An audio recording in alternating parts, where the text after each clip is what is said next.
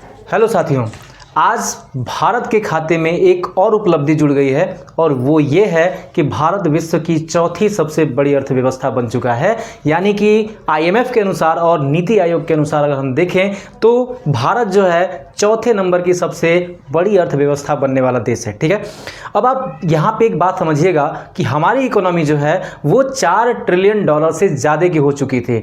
अगर हम 2013 के मुकाबले अगर हम यहाँ पे तुलना करें तो 2013 में हमारी जो इकोनॉमी थी 1.86 ट्रिलियन के आसपास थी, जो कि 11 वर्षों के अंदर हमारी जो कह सकते हैं कि जो अर्थव्यवस्था है वो लगभग $4 ट्रिलियन की हो चुकी है। हम याद करेंगे वो दिन, क्योंकि यहाँ पे बात है कि बहुत सारे यूरोपीय देश जो अपने आप को बहुत ज़्यादा विकसित मानते हैं उनमें केवल जर्मनी हमसे आगे है और आईएमएफ ये बता रहा है कि आने वाले 2027 तक हम उसको भी पीछे करने वाले हैं और विश्व की तीसरी बड़ी अर्थव्यवस्था बनने वाले हैं। क्योंकि जर्मनी और भारत के अंदर जो है इन दोनों बहुत ज़्यादा डिफरेंस नहीं इनकी अर्थव्यवस्थाओं में, और बहुत ज़्यादा जल्दी जो है अगर जिस तरह का हमारा विकास दर है उस तरह से हम जर्मनी को भी बहुत जल्दी पीछे छोड़ने वाले हैं।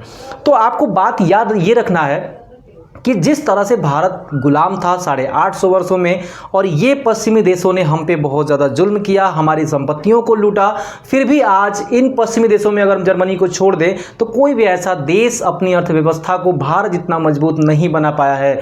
और आईएमएफ ने अपने रिपोर्ट में ये बताया है कि भारत सबसे तेज़ी से विकास करने वाला देश है, क्योंकि इसकी जो विकास दर रही है, जीडीपी रही है, वो 8% के आसपास रही है। ठीक है, तो यहाँ पे तो सिनेरियो सारा चीज़ आपको समझ में आ गया होगा कि भारत 4 ट्रिलियन की अर्थव्यवस्था बन गया। जैसा कि नरेंद्र मोदी जी ने कहा था कि हम 2030 तक भारत को $5 ट्रिलियन की अर्थव्यवस्था की तरफ लेके जाएंगे, और न लेके जाएंगे बल्कि इसको हम $5 ट्रिलियन की अर्थव्यवस्था में बदलने वाले हैं। तो जाहिर सी बात है, हमें लग रहा है कि हाँ हो सकता है कि हम 2030 तक, क्योंकि इस समय 4.39 ट्रिलियन की अर्थव्यवस्था हम बन चुके हैं, तो हाँ जाहिर सी बात है अगर यही विकास दर रहा तो हम जाहिर सी बात है कि हम वहाँ तक पहुँच भी जाएंगे 5 ट्रिलियन की अर्थव्यवस्था में।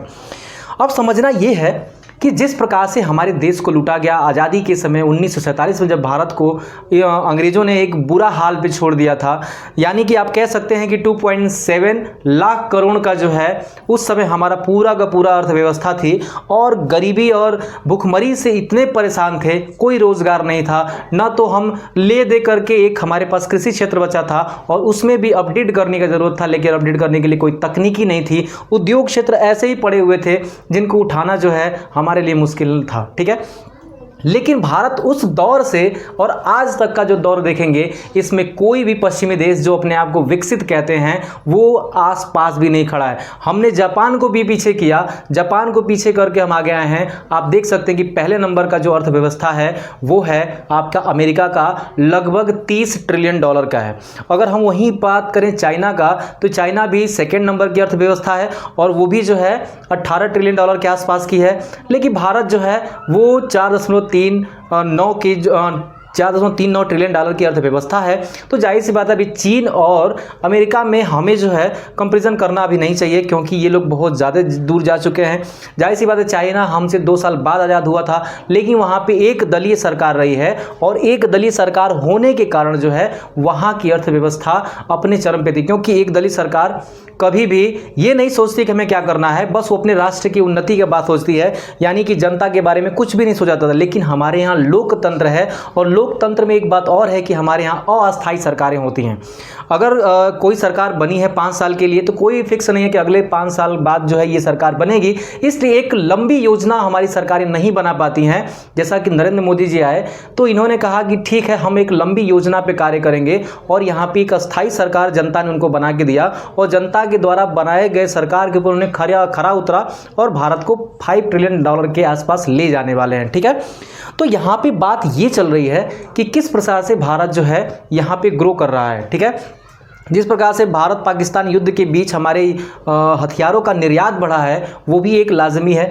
बहुत लोगों को लगा कि युद्ध से भारत की इकोनॉमी गिरेगी, पर ऐसा नहीं हुआ। हमने जो है और हमारे जो युद्ध में उपयोग किए गए हथियार थे, जो डिफेंस सिस्टम थे, उसकी दुनिया में मांग बढ़ गई है, और वो जो डिफेंस सिस्टम है, जो मिसाइलें हैं, वो दुनिया में खरीदी जाने लगी हैं। ठीक है, तो इससे डिफेंस सिस्टम में जो है थोड़ा सा निर्यात का मात्रा बढ़ा है, बहुत सारे देशों ने इंटरेस्ट जगाया है। और एक बात और रही है, हमारे निर्यात में याद रखिएगा कि जो मेक इन इंडिया प्रोजेक्ट है, आत्मनिर्भर भारत प्रोजेक्ट है, ये सारे प्रोजेक्ट नरेंद्र मोदी के काम कर गए हैं। और जो हमारी 5 ट्रिलियन अर्थव्यवस्था का जो लक्ष्य है हमारा, उनमें कहीं ना कहीं ये 2 योजनाएं बहुत बड़ा भूमिका निभा रहे हैं। एक है मेक इन इंडिया और दूसरा है आत्मनिर्भर भारत।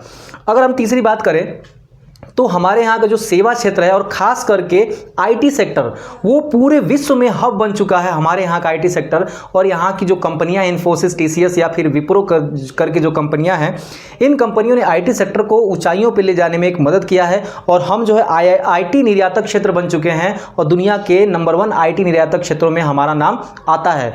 यानी कि हमने जो है हमारा आईटी क्षेत्र, हमारा जो सेवा क्षेत्र है, जो हमारा औद्योगिक क्षेत्र है, ये सब मिल करके जो है भारत को 5 ट्रिलियन अर्थव्यवस्था के आसपास ले जाने वाले हैं। और जो 4 ट्रिलियन अर्थव्यवस्था यानी जो हम विश्व की चौथी बड़ी अर्थव्यवस्था बने हैं, कहीं ना कहीं इन सभी क्षेत्रों का एक भूमिका रहा है। दूसरी चीज स्थायी सरकार की भूमिका रही है। और मैं कहूंगा कि इन सब में जो है जो सबसे बड़ा रोल अदा करा है वो 2 ही चीज है, वो है मेक इन इंडिया और दूसरा है आत्मनिर्भर भारत। मेक इन इंडिया का मतलब ये, अभी आपने आईफोन का जो अभी लफड़ा चल रहा है, डोनाल्ड ट्रंप ने कहा है कि आईफोन जो है भारत में नहीं बनना चाहिए, वो बनना चाहिए हमारे अमेरिका के अंदर। तो वहां पे जो है अगर भारत में आईफोन बनता है तो भारत का आईफोन, क्योंकि जैसा कि टिम कुक ने कहा था कि अमेरिका में जो आईफोन यूज हो रहा है वो भी भारत में बना है। ठीक है, अमेरिका में जो आईफोन यूज हो रहा है वो भी जो है भारत में ही बनाया गया है। इसका मतलब ये है कि अमेरिका के अंदर जो आईफोन जाएगा उस पर भी मेड इन इंडिया लिखा होगा। यानी कि मेड इन इंडिया इतने अच्छे से काम करेगा। और हमारे जो डीआरडीओ सेक्टर है या फिर हमारे जितने भी औद्योगिक क्षेत्र हैं, उन्होंने इतना अच्छा काम किया है कि हमारा जो अर्थव्यवस्था है वो विश्व की चौथी बड़ी अर्थव्यवस्था बनी है। और नो डाउट कि हमारे भारत के लोगों में इतनी क्षमता है कि हम उस जगह से उठ करके आए हैं जहां पे अंग्रेजों ने हमें एक बुरे हाल पे छोड़ा था। हमारी गरीबी, हमारी भुखमरी, कह सकते हैं कि 70% से ज़्यादा गरीबी थी हमारे यहाँ, जो कि आज 10 से 12% बची है अगर सरकारी डेटा को दिखाएं तो। दूसरी चीज़, उस समय कि हमारा जो विदेशी निवेश था, एफडीआई जो हमारा था, वो एफडीआई कम से कम कह सकते हैं कि 0% ही था। एफडीआई 0% था, लेकिन आज एफडीआई 650% से ज़्यादा है। ठीक है ना, 650 बिलियन का एफडीआई है हमारे पास, याद रखिएगा। यानी कि जो विदेशी मुद्रा का जो भंडार है वो हमारे पास बहुत ज़्यादा है। ठीक है, तो कहीं ना कहीं ये सारी भूमिकाएं मिलकर के भारत को विश्व की चौथी बड़ी अर्थव्यवस्था बना रही है। याद रखिएगा कि सरकार की नीतियां इसमें बहुत बड़ी जिम्मेदार होती हैं। और सरकार की नीतियों के कारण जो है आज हमारा देश विश्व की चौथी बड़ी अर्थव्यवस्था बना है। तो आप बताइएगा कि क्या 2030 तक भारत जो है $5 ट्रिलियन का यहाँ पे अर्थव्यवस्था बन जाएगा? तो इस बात को जो है आप कमेंट करके बताइएगा, क्या ऐसा दिख रहा है आपको? क्या सरकार इस और कदम बढ़ा रही है? अगर आपको ये वीडियो अच्छा लगा है तो वीडियो कमेंट करिएगा, लाइक करिएगा और इसको शेयर करिएगा।